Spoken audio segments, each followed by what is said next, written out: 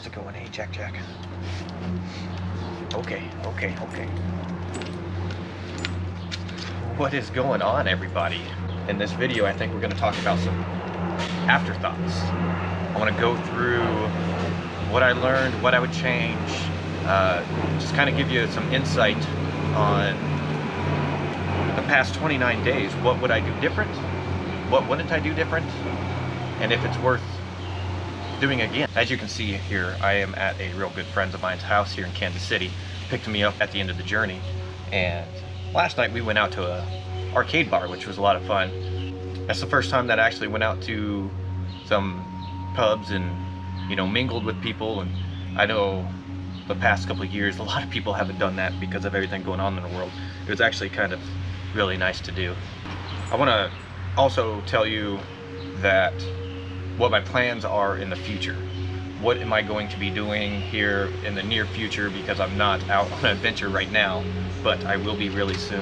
Before we get started into the afterthoughts, coming up in about 2 weeks I will be headed back out west to the mountains, and we'll be back in the camper. We'll be exploring, hiking, doing a little bit of motorcycle riding for a little while. That's only going to be for like a week or so, and then after that, I'm going to be full-time back out of my camper, and I'm not sure where I'm going to be ending up as far as full-time location.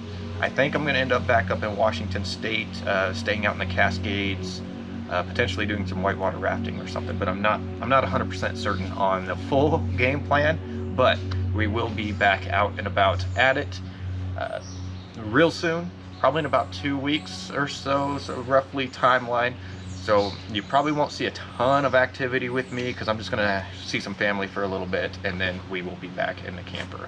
I'll probably be doing some videos on the camper once I get back to it, because I do need to do some work on it. I need to make sure my wheel bearings and everything are good to go, because we have tons of miles on that thing.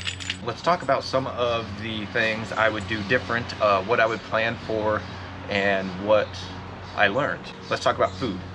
Food, I got 2 things on this. I would probably change bringing more food that I didn't have to prepare so much. Maybe more proper freeze-dried meals. I would bring, I don't know, just other things that I didn't have to always cook, because it seems like, you got Troll Dog over there, it seems like every evening, well, it was every evening that I had to bust out my cooking gear and cook to make a meal, which is fine, but not for every evening. It turned out to be a bit of a hassle sometimes, especially when it was raining and things like that. So I'd be in my tent, huddled in there, trying to cook, and it's raining out, I'm soaking wet, and I just wanted to relax, but I was hungry, so I had to cook something. So I think I would bring some more prepared foods. I had some, but not very many. I think I would try to plan for at least half of the trip being already prepared, easy meals to go with. With that said, I struggled with keeping enough water on this trip, because I had to go get fresh water out of hydrants and things like that, because you can't drink that river water. It's really polluted and it's really dirty. It plugs up filters and things like that. If you go to the health websites, it tells you not to drink it. Typically, you shouldn't even be eating that many fish out of there. With the water scenario, I would have to figure out a way to also bring food that's easily prepared, that uses a lot less water. A lot of foods I had used a lot of water, you know, boiling pasta to even the freeze-dried stuff I did have used the water, which was minimal, but I definitely would be more cautious about it next time as far as water usage in my food, you know, because it's potable water that's coming out of my reserved water. And also, what I would do different too is, you guys see my food barrel. I probably, in this region of, you know, the wilderness, I would not bring that food barrel again. I would potentially use dry bags and stuff sacks for food. The reasoning for that would be, as I go through food, the bags get smaller. You know, use something, take it out, it gets smaller, and then eventually you'll find trash cans for whatever trash you accumulate. So then it's way easier to pack that way.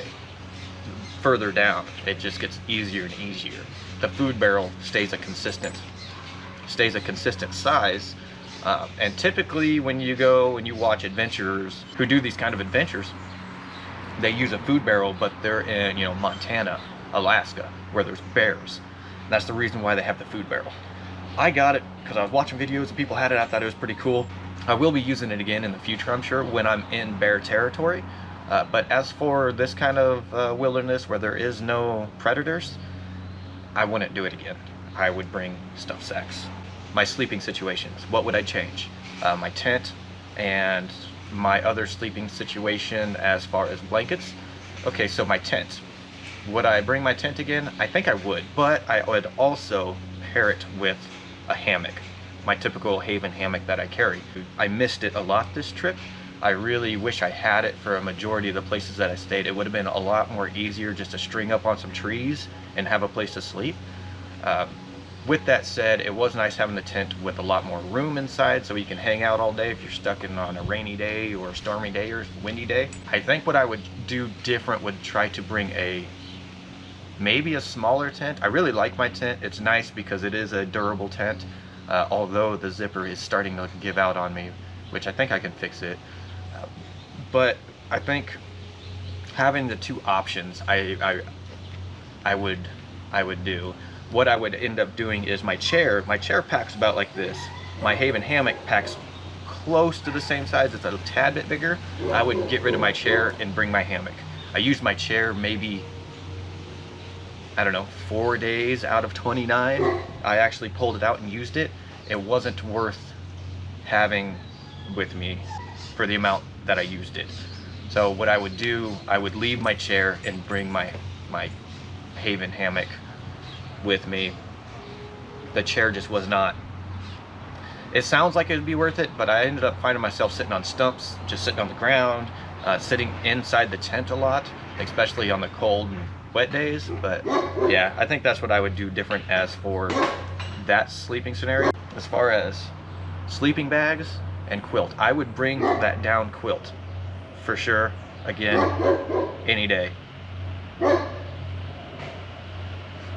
As far as the sleeping bag, I think I would change it up. My military sleeping bag that I have, it's good.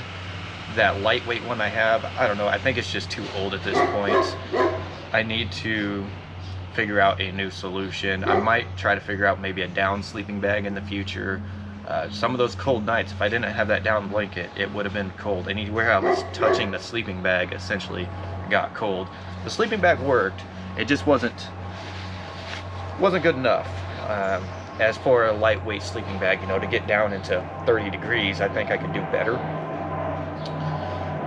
The quilt 100% will come with me, and pillow. Okay, my pillow, my air pillow had a hole in it just right off the bat, so most of the time I didn't even use it. I used bunched up clothing, or maybe the stuff sack for my quilt. I would stuff a jacket in there. That was typically my pillow. And when the air pillow was inflated, it wasn't that comfortable.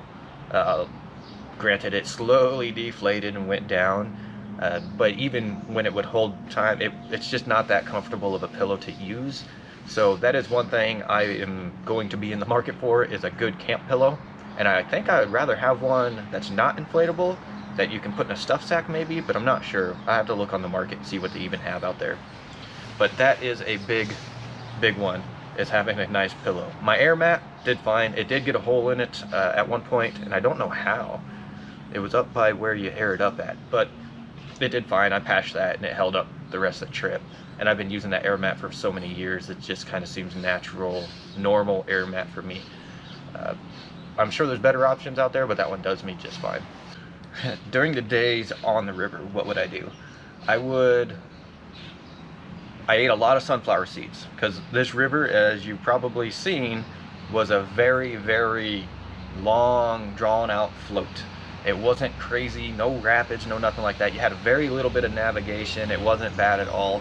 And I had, at the beginning of it, it was a lot of navigation, but once I got past Sioux City, it was all channelized, and you kind of just sat there and floated.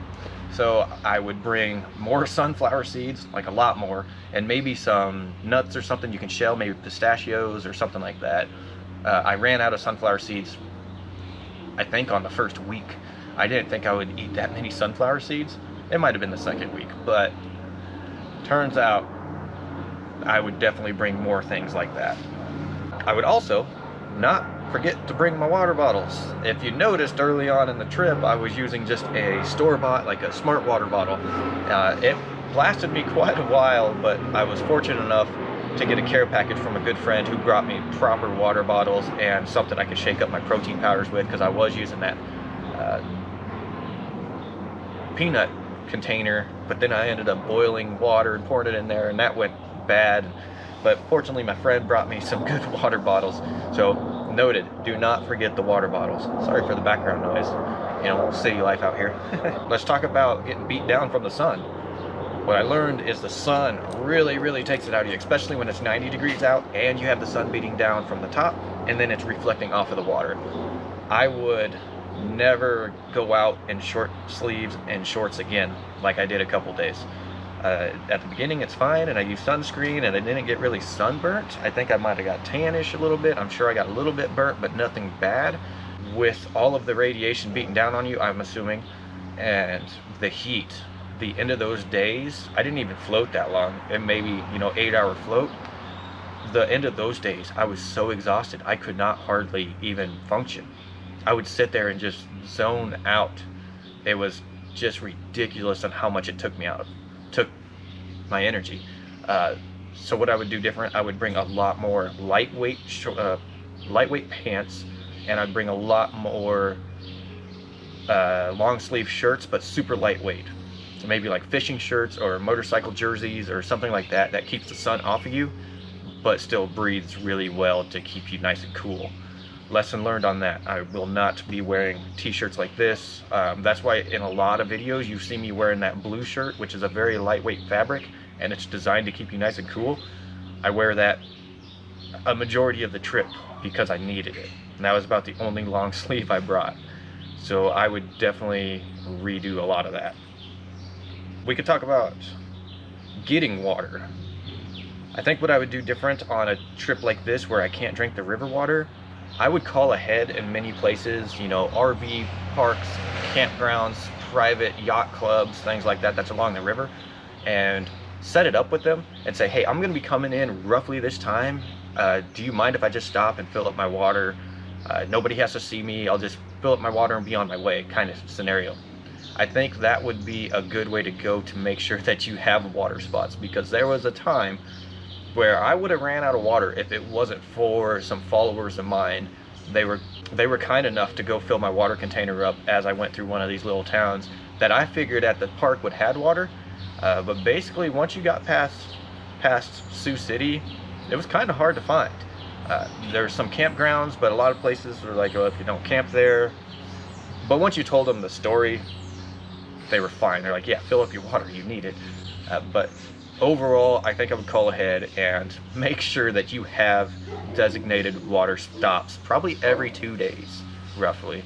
And I averaged, I don't know, 20 miles a day-ish. It depends on the weather for sure. So let's talk about filming. So I filmed the whole thing. What would I do different? I think I would buy more GoPros and leave all my other cameras behind. I brought with me a GoPro, a DJI, Osmos Pocket, and then another little 3D camera that you probably seen early on, but I quit using it because it was really hard to film with, and the way the bug eye is, it just doesn't have good footage in my opinion. So my main camera was a GoPro, and I think I would do it completely different and mount a GoPro in the front for all the time, and then have one on my head that I filmed a lot, and then maybe another one hanging off of the side of the boat. So I think I'd bring 3 GoPros differently and just have them set up in different configurations. The other reason is I can set them up so I can control them remotely with my voice and with, you know, an app, or however, if they still do the remotes, I'd try to pick those up too, because it would just be way more convenient to have a camera in the front that I could control just by talking or, you know, hitting buttons. There's a lot of times the camera was below, you know, sitting underneath of me, and I'd be reaching down for it and trying to grab it in time, and I'd miss the shots and things like that. So having cameras always mounted would be good. I never had a problem with keeping power in them. I had plenty of power to do that, so I think it would just be having more action cameras. And last but not least, I don't know what else I would really change. Overall, I think I brought plenty of gear. I would bring for sure a rain jacket for Copper, because I totally forgot to bring one. Fortunately, Copper's tough and he can endure a lot. Apparently we both can, because there for a while we were soaking wet. But I would bring that, and then as far as other gear, I think I was set fine. I don't think I overbrought stuff, and I don't think I underbrought stuff. I think I had enough stuff to stay comfortable, to keep charged. My solar panel, my battery pack, everything did great. I was actually really surprised on how well I could keep power. Those were my number one concerns, because if I lost my solar panel, or if I lost my battery pack, and if I lost my cell phone, if this thing broke on me, I would be no way to upload videos, no way to document. It was a big deal. So those were the main things that I tried my hardest to keep safe. Sometimes it was hard days to do such, especially when you have such a big solar panel. Trying to keep that thing dry is not easy, but I managed to do it, and it wasn't that big of a deal.